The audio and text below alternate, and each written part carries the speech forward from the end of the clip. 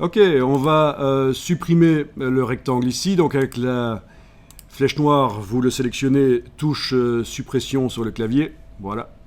Ah tiens, au passage, à propos de touche sur le clavier, euh, je vous ai parlé tout à l'heure d'enfoncer cette touche-là, en fait, pour créer un paragraphe vide. Chose qu'il ne fallait pas faire, en fait, hein. Beaucoup de gens appellent ça la touche entrée. En fait, c'est la touche retour chariot. Et dans certains logiciels de traitement de texte, si vous utilisez la touche entrée en bas à droite sur le clavier, ça ne marchera pas. C'est vraiment cette grosse touche qu'il faudra utiliser. Voilà. Alors, on va continuer ici. Toujours avec l'outil texte basique ici. Cette fois-ci, on va l'utiliser différemment. On ne va pas enfoncer la souris, le garder enfoncé et bouger, on va juste cliquer. Vous cliquez et vous obtenez une ligne de texte. Alors, cette ligne de texte, on va pouvoir l'agrandir. Alors c'est vrai que par la palette caractères, on pourrait aller agrandir la taille du caractère, mais on va le faire par l'outil de transformation manuelle. Vous prenez l'outil de transformation manuelle. D'abord, est-ce qu'on est bien d'accord? On a tous juste deux mots qui sont là, et on ne voit pas de cadre. D'accord. Et si vous activez la flèche noire, voilà, allez-y, activez la flèche noire, la flèche de gauche, vous avez une ligne de texte. On voit que le texte repose sur une ligne. Avec le petit signe hashtag, le dièse qui indique que c'est une ligne de texte. Ok. On va l'agrandir. Donc il est maintenant sélectionné avec la flèche noire. Parfait. Vous activez l'outil de transformation manuelle. Vous voyez le cadre ici de transformation manuelle. Vous prenez une poignée et avec la touche Shift enfoncée, vous agrandissez. Vous lâchez le bouton de la souris, puis calmement la touche Shift. Voilà, vous arrivez à agrandir le texte comme ça. Bien.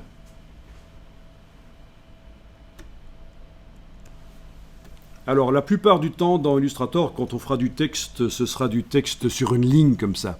Les blocs de texte, les paragraphes, comme on a vu précédemment, c'est plutôt le point fort de InDesign. Donc, ceux qui connaissent Illustrator et InDesign, qui font partie de la Creative Suite, généralement, ils font pas le texte long, ils le finalisent dans InDesign. Ils importent, ils amènent l'illustration Illustrator dans InDesign et le texte long, ils le mettent par-dessus dans InDesign. Donc c'est rare le texte long dans Illustrator. Plutôt des textes courts. Mais de plus en plus, il y a tous les outils qu'il faut quand même dans Illustrator, mais c'est moins bien. Voilà, comme ça vous êtes au courant. Alors, on va enregistrer ça sous un nouveau nom, fichier enregistré sous. Je vais juste mettre, donc c'est la version 2 de ce document. Comme je vous disais au début de la formation, je préconise d'enregistrer régulièrement sous un nom différent, pour les différentes raisons que je vous ai expliquées. Mais je vous avais dit aussi que pendant la formation, je vais enregistrer beaucoup plus que ce que je le ferai en travail normal, hors formation. Hors formation, je vais peut-être enregistrer toutes les 20 minutes, toutes les heures, peut-être toutes les 30 minutes.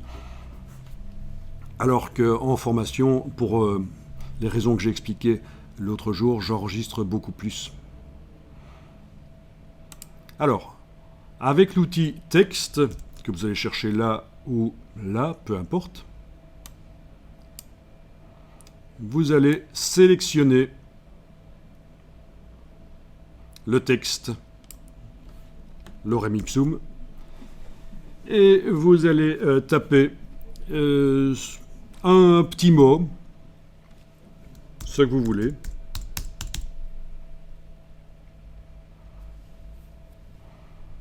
Voilà. Je vous laisse libre. Alors oui, un truc intéressant à dire, c'est la même chose dans InDesign d'ailleurs. Quand vous êtes avec l'outil texte, voilà, vous êtes avec l'outil texte, Si vous enfoncez la touche Alt, c'est le raccourci de la main. La touche Alt. Waouh, j'annule. La touche Alt, c'est le raccourci de la main qui vous permet de bouger le document sur l'écran. Vous avez toujours Alt roulette, bien sûr, pour zoomer en avant en arrière. Et vous avez Alt toujours qui permet... Pourquoi la touche Alt alors que précédemment c'était la barre d'espacement pour faire appel à la main? Parce qu'évidemment, la barre d'espacement, quand on est en train de travailler du texte, ça fait des espaces. C'est pour ça que quand on travaille avec du texte, l'outil texte est activé, c'est la touche Alt pour avoir cet outil main qui permet de bouger le document. Bien. Vous allez pouvoir choisir la police de caractère. Alors là, je réactive la flèche noire, voilà, qui permet de bouger la ligne où on veut, bien sûr. Et on va aller dans la palette caractères. Si votre palette paragraphe est toujours affichée, il est probable que la palette caractères se trouve juste à côté. Sinon, vous allez dans menu fenêtre, texte, caractères. Texte tout en bas par ordre alphabétique, menu fenêtre, texte, caractères. Sinon, quand l'outil texte est activé, vous avez la palette caractères ici aussi, l'hyperlien. Bon, je réactive la flèche noire ici. Je vais utiliser la palette caractères flottante qui est là. Donc, vous avez possibilité de modifier la taille du caractère, bien sûr, par ici. Nous l'avons modifié avec l'outil de transformation manuelle, mais le résultat est le même. Bien. Ah oui, quelque chose à dire à propos de ça, que j'ai peut-être pas encore dit, c'est que si vous enfoncez la touche Shift pendant que vous cliquez sur les flèches dans les palettes, ça va 10 fois plus vite pour modifier. Voilà. Et sans la touche Shift, voilà, c'est moins rapide, bien sûr. Bien. C'est la même chose pour le déplacement.